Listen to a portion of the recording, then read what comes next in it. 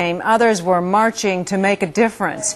As Claudia Rivero tells us now, they set out today to bring attention to an immigration issue that could affect thousands of students here in Arizona. Claudia? Yeah, Patty, the students and organizers of today's immigration march were hoping to give this letter to members of the Bowl Championship Series Committee. In the letter, they discussed different issues they say are affecting undocumented students here in Arizona.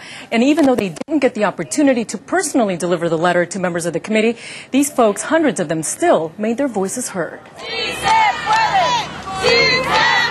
With dreams of someday having a college education, we already know how to learn, we know how to read, we know how to do all those things. Well, all we need is an opportunity to go to college. An estimated 500 students took to the streets of Glendale to make their voices heard.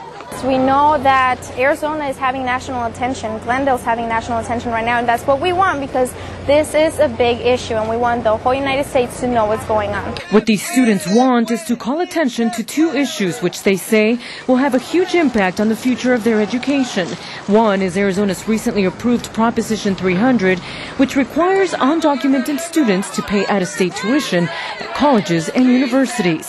Prop 300 are taking away my future, are taking away my opportunities and my dream. The second? What do we want? Dream Act! They want to rally support for the DREAM Act, a proposal that, if approved by Congress, would grant conditional legal status to undocumented students who meet certain requirements. It's important that people realize that education is just as important, if not more important, than sports. Their goal was to march to the University of Phoenix Stadium, the home of tonight's BCS championship game. But city officials limited the march route to keep the students away from the stadium.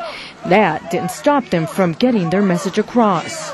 They did not walk themselves across the border. This is the only home they know. That's a message that doesn't sit well with these anti-illegal immigration protesters. Don't try to force change in a country that you don't even belong to. You've come illegally and then you want to start screaming and yelling? And regardless, these students say they'll continue to do whatever it takes to get their shots at the American dream. I know a lot of people who, it wasn't their choice to come here, and yet they're still contributing to our society.